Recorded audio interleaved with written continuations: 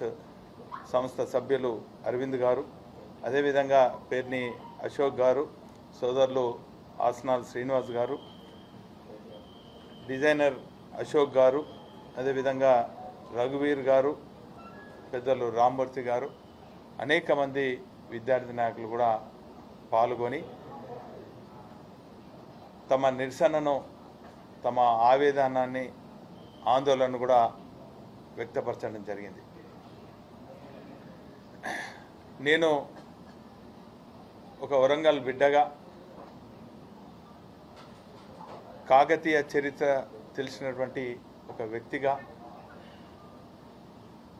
ఒక బాధ్యతమైనటువంటి పౌరునిగా, రాజకీయాలకు అతీతంగా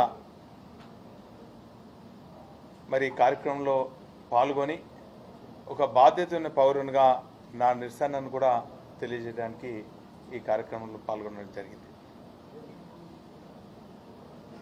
వాస్తవంగా కాకతీయ పాలన కనుక మనం చూసినట్టయితే చరిత్రకారులు చెప్పిన విషయాలైతేనేమి, వాస్తవంగా మనము దగ్గర నుంచి ఒక ప్రజాప్రతినిధిగా అధ్యయనం చేసినటువంటి వ్యక్తిగా చూసినట్టయితే వారి పాలన అంతా కూడా ప్రజలకు మెచ్చే విధంగా, ప్రజలు నచ్చే విధంగా, ప్రజల అభ్యున్నతి పాటుపడే విధంగానే ఉన్నదని భావించే వ్యక్తుల్లో నేనొక్కడిని.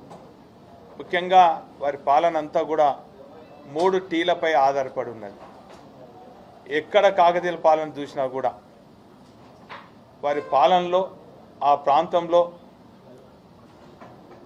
టౌన్స్, టెంపుల్స్, ట్యాంక్స్, అంటే ఎక్కడైతే ప్రజలు నివసిస్తారో ఆ టౌన్లో ఆ ప్రజానీకానికి కావలసినటువంటి, అప్పుడు ముఖ్యంగా వ్యవసాయం ఆధారంగా ఉన్నటువంటి ప్రజా జీవనం కాబట్టి ఆ వ్యవసాయానికి ఆధారపడినటువంటి అవసరమైనటువంటి నీళ్లు సమకూర్చేదానికి వారు ఒక సైంటిఫిక్ రీజన్తోని మరి అక్కడ ట్యాంకులు ఏర్పాటు చేయడం జరిగింది.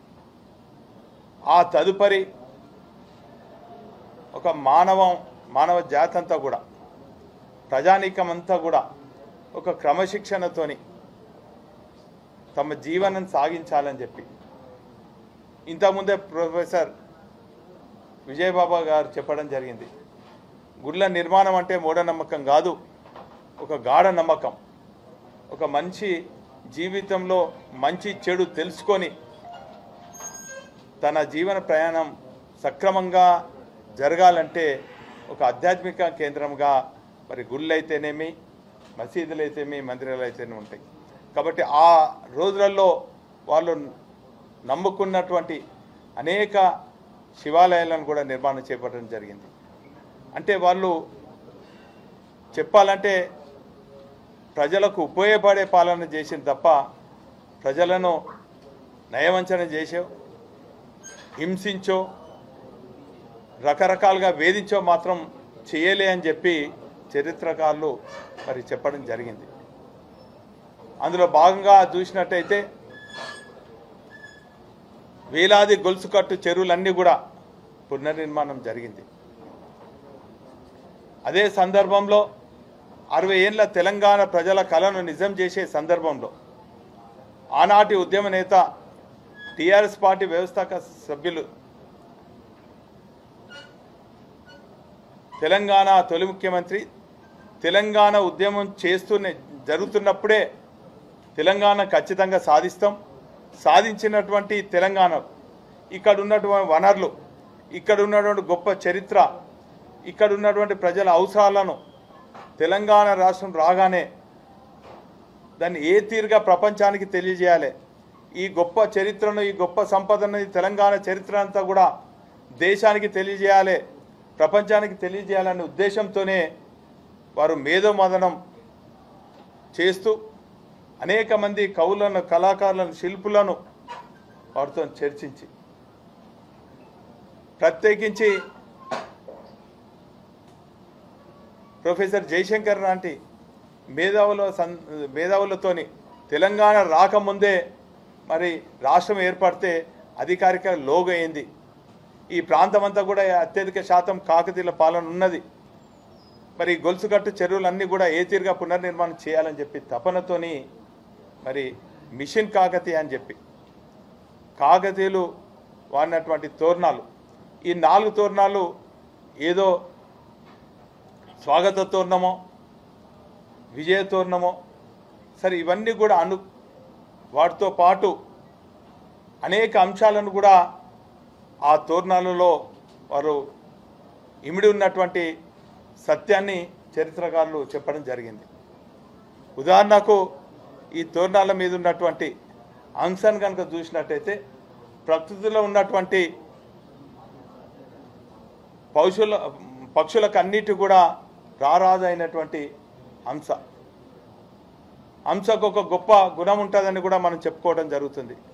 దూద్ కా దూద్ పానీ కా పానీ అని అంటారు. మరి అంత గొప్ప పక్షులకే రారాజు అయినటువంటి హంసను కూడా ఆ శిల్పం పైన ఉండటం జరిగింది. అదేవిధంగా ఈ రోజులలో రైతే రాజ్యం అంటాం. ఆ రోజులలో ఆ హంస కింద ఒక రైతు మరి హంసను పట్టుకునే విధంగా మరి అక్కడ అమర్చడం జరిగింది. ఇదే కాకుండా మరి ముసళ్ళన్నీ కూడా స్వచ్ఛమైన నీళ్ళలో ఉంటుందని చెప్పి మరి అనేక మంది ప్రకృతి ప్రేమికులు చెప్పడం జరుగుతుంది. మరి అటువంటి సందర్భంలో ఈ ప్రాంతమంతా కూడా ముసళ్ళకు మరి నిలయం. అదేవిధంగా ముసళ్ళు కూడా మరి కాకతీయులు వారు పాలించినటువంటి ప్రాంతంలో శత్రువులు రాకుండా కూడా ఆపగలుగుతాయని చెప్పి ఆ ముసళ్ళను కూడా ఆ తోరణంలో మరి ఇమిడి ఉన్నటువంటి విషయాన్ని అంటే ఈ తీరుగా చూసినట్టయితే దాన్ని కళ్ళతోని చూస్తే అదేదో తెలంగాణ రాష్ట్రం ఏర్పడిన తర్వాత కేసీఆర్ గారు తెచ్చిపెట్టిన అనేది కనబడుతుంది. కానీ వాస్తవంగా ఈ తోరణాన్ని దయచేసి కళ్ళతోని చూడకండి.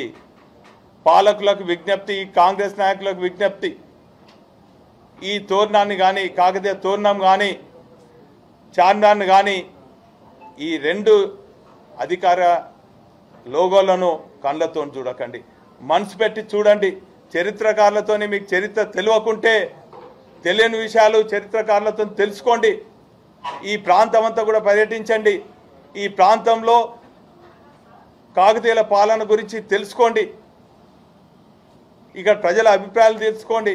ప్రజల మనోభావాలు తెలుసుకొని మీరు నిర్ణయం తీసుకోవాలి తప్ప ఇదేదో కేసీఆర్ గారు చెప్పిననో కేసీఆర్ గారు తొలి ముఖ్యమంత్రి కాబట్టే ఇది ఆయన నిర్ణయం తీసుకున్నాను అనుకుంటున్నారు. ఇది కేసీఆర్ గారు తీసుకున్న నిర్ణయం కాదు. మేధో సంపద చేసి మేధో మదనం చేసి చరిత్రకారులతోని కొన్ని గంటలు కొన్ని రోజులు అధ్యయనం చేసి మరి ఈ గొప్ప తెలంగాణ చరిత్రను ప్రపంచానికి తెలియజేసే విధంగా దేశ ప్రజలకు తెలియజేసే విధంగా నిర్ణయం తీసుకొని అధికారికంగా ఆ రోజు తెలంగాణ రాష్ట్రం ఏర్పడిన తర్వాత అధికారిక లోగోగా ఇటు కాకతీయ తోరణం కానీ అటు చార్మినార్ కానీ ఆ చార్మినార్ వెనుక కూడా మరి గొప్ప చరిత్ర ఉన్నది. మరి ఆ రోజు నిజాం కాలంలో మరి ప్లేగ్ వ్యాధి వస్తే వేలాది మంది చనిపోతే ఆ ప్లేగ్ వ్యాధిని నిర్మూలన తర్వాత మరి ఆ చిహ్నంగా పెట్టినటువంటి చార్మినార్ ఈరోజు అదేదో ముస్లిం చెందింది అనుకుంటున్నారు. కానే కాదు, ఇది మత సామ్రాజ్యానికి ఉన్నటువంటి చార్మినార్ చిహ్నం. దయచేసి మత సామ్రాజ్యాన్ని దెబ్బతీసే విధంగా ఈ తెలంగాణ ప్రాంతంలో మీ దుశ్చర్యలు చేపట్టకనని చెప్పి ఒక బాధ్యత ఉన్న పౌరునిగా తెలంగాణ బిడ్డగా మరి ఈరోజు కాంగ్రెస్ నాయకులకు విజ్ఞప్తి చేస్తున్నాం. ఈరోజు ప్రజలందరూ కూడా ఆందోళన చెందుతున్నారు, ఆవేదన చెందుతున్నారు. మరి ఈ తుగ్లక్ పనులు కనుక ఈ ఆపకుంటే ఈరోజు మరి రాష్ట్ర లోగో నుంచి చార్మినార్ కాకతీయ తోరణం పోతుంది, రెండోసారి చార్మినార్ లోగో పోతుంది. ఆ తదుపరి కాకతీయులు నిర్మాణం చేపట్టినటువంటి సమైక్య రాష్ట్రంలో అన్నీ కూడా ఎడారిగా ఉన్నటువంటి చెరువులన్నింటిని కూడా తెలంగాణ రాష్ట్రం ఏర్పడిన తర్వాత మిషన్ కాకతీయ పేరిట తెలంగాణ తొలి ముఖ్యమంత్రి కేసీఆర్ గారు తవ్వించినటువంటి వేలాది చెరువులన్నీ కూడా మీరు పూడుస్తారా అని చెప్పి తెలంగాణ రైతాంగంలో ఒక ఆందోళన ఉన్నది. తెలంగాణ ప్రజల్లో ఒక ఆవేదన ఉన్నది. మొన్ననే కేసీఆర్ గారు కృషి ఫలితంగా అనేక మంది మా రామప్ప దేవాలయానికి యునెస్కో గుర్తింపు రావాలంటే దానికి గుర్తింపు వచ్చిన తర్వాత దాన్ని ఏమైనా ఆ గుర్తింపు కూడా రద్దు చేస్తారా, లేక మా భద్రకాళమ్మ ఆలయాన్ని ఏమైనా మూస్తారా, వేయి స్తంభాల ఆలయాన్ని ఏమైనా కూల్స్తారా అనేది ఒక ఆందోళన చెందుతున్నారు. కాబట్టి దయచేసి ఈ ఆందోళనకు స్వస్తి పలకాలే. మరి ఈ తీసుకున్నటువంటి నిర్ణయాన్ని తక్షణమే మీరు విరమించుకోవాలి. దానికి మరి ఇక్కడ ఉన్నటువంటి మా ఇద్దరు సోదరమణులు, మా సీతక్క కానీ మా సురేఖక్క కానీ చొరవ తీసుకొని మీకున్నటువంటి పలుకుబడి ఉపయోగించి ప్రత్యేకించి వరంగల్ ప్రజల మనోభావాలతో ఆడుకోవద్దు. మీకున్న పలుకుబడి రేవంత్ దగ్గర ఉపయోగించి ఈ తుగ్లక్ నిర్ణయాన్ని వెనుక తీసుకోవాలని చెప్పి విజ్ఞప్తి చేస్తున్నాం, హెచ్చరిస్తున్నాం. అదేవిధంగా ఇంత ఘోరమైనటువంటి చర్యలు చేపడుతున్నారంటే నిన్న ఈ నిర్ణయం తీసుకోగానే ఒక బాధ్యత పౌరులుగా మరి అక్కడ ఉన్నటువంటి వరంగల్ ఫోర్ట్ ఆ తోరణం దగ్గర మేము పర్యవేక్షించుదామని వెళ్ళగానే అక్కడ ప్రజలందరూ కూడా గుమ్మగూడినరు. అక్కడ ఏదో కూర్చొని వాళ్ళతో ముచ్చటిస్తున్నటువంటి సందర్భంలో, ఆ చరిత్ర గురించి మేము తెలుసుకుంటున్నటువంటి సందర్భంలో, ఆ చరిత్రకారులు అక్కడ చెప్తున్నటువంటి సందర్భంలో పెద్ద ఎత్తున పోలీసు వాళ్ళందరూ కూడా ఉటావుట్న అక్కడ చేరి మా పైన కేసులు, అక్రమ కేసులు బనాయించటం చాలా బాధాకరం, శోచనీయం. దీన్ని తీవ్రంగా ఖండిస్తున్నాం. నా పైనే కాదు, అక్కడ కాబోయే పార్లమెంట్ సభ్యులు వినోద్ కుమార్ గారు, మరి ఎమ్మెల్సీ సారన్న గారు ఉండే, మాజీ శాసనసభ్యులు మరి నరేందర్ గారు, రాకేష్ రెడ్డి గారు, వీళ్ళందరూ కూడా ఉన్నారు. వీరి అందరిపైన కేసులు పెట్టడం చాలా బాధాకరం. ఏదేమైనప్పుడు కూడా ఈ కేసులకు భయపడే వ్యక్తులం కాదు. మేము మరి తెలంగాణ కోసం పరితపించి ఆ రోజులనే సమైక్య రాష్ట్రంలో ఉన్నటువంటి పాలకులు మా పైన అనేక అక్రమ కేసులు పెట్టినా కూడా భయపడలేదు. ఈరోజు మీ అందరికి కూడా విజ్ఞప్తి చేస్తున్నాం. ఈరోజు కాకతీయ తోరణం సింబల్ను కేసీఆర్ గారు తెలంగాణ రాష్ట్రం తర్వాత ఈ అధికారికంగా లోగో పెట్టొచ్చు. కానీ గత పాలకులు సమైక్య రాష్ట్రంలో ఉన్నటువంటి ముఖ్యమంత్రి వెంగళరావు గారి హయాంలో కూడా నా చిన్నతనంలో నేను చూసినాను. అనేక మంది ఈ రాష్ట్రానికి అతిథులుగా వచ్చినప్పుడు అనేక అఫీషియల్ ఫంక్షన్లలో కూడా కాకతీయ లోగోతోని అనేక బహుకరణలు కూడా చేసిండ్రు. చార్మినార్ లోగోతోని అనేక సందర్భాలలో మరి ప్రజెంటేషన్ చేసిండ్రు. అంటే గత పాలకులను కూడా కాదని మరి ఈరోజు చివరికి ఒక విషయం మీ అందరితో చెప్పదలుచుకున్నా. సమైక్య రాష్ట్రంలో కూడా చివరి సమైక్య రాష్ట్ర ముఖ్యమంత్రి అయిన కిరణ్ కుమార్ రెడ్డి గారు ఈ కాకతీయుల చరిత్రను మరి రాబోయే తరాలకు తెలియాలి, ప్రతి ఏటా కూడా ఉత్సవాలు నిర్వహించాలని చెప్పి అప్పుడు శాసనసభ్యునిగా ఉన్నప్పుడు నేను అసెంబ్లీలో బయట పెద్ద ఎత్తున ఆందోళనలు చేస్తే, మా వరంగల్ జిల్లా ప్రజల పక్షాన మరి ఆందోళనలు చేస్తే వారు నిధులు ఇవ్వకుండా కూడా ఉత్సవాలు చేస్తామని చెప్పడం జరిగింది. అంటే ఆ రోజు సమైక్య రాష్ట్ర కాంగ్రెస్ ముఖ్యమంత్రి కూడా మరి కాకతీయ లోగోతోనే ఆ ఉత్సవాలు చేయటం జరిగింది. అంటే ఈరోజు నాకు అర్థమైంది ఏంటంటే కొంతమంది కాంగ్రెస్ వాదులు కూడా ఈ లోగోను మరి ఆమోదిస్తున్నారు. కానీ మొన్న వచ్చినటువంటి సమైక్యవాది చెప్పు చేతుల్లో నడుస్తున్నటువంటి కాంగ్రెస్ ముఖ్యమంత్రి అయిన రేవంత్ రెడ్డి గారికి మాత్రం మరి ఇవన్నీ కూడా ఈ లోగోలను ఈ సరిహద్దులను కూడా మళ్ళీ చెరిపేసి సమైక్యవాదానికి తెరలేపే విధంగా వీరి నిర్ణయాలు ఉన్నారు. కాబట్టి దయచేసి తెలంగాణ వాదులు అందరూ కూడా విజ్ఞప్తి చేస్తున్నాం.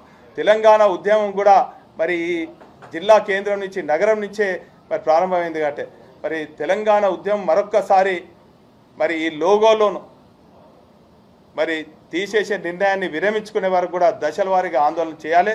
మరి ఈరోజు ఈ రౌండ్ టేబుల్లో మేధావులు, చరిత్రకారులు, శిల్పులు, కవులు, కళాకారులందరూ కూడా మరి నిర్ణయం తీసుకోవడం జరిగింది.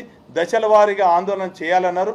అందులో భాగంగా రేపు కాలేజీ సెంటర్లో ధిక్కార స్వరమైన వినిపించినటువంటి మా కాలేజీ గారి సెంటర్లో పెద్ద ఎత్తున మానవహారం మరి ఏర్పాటు చేయడం జరుగుతుంది.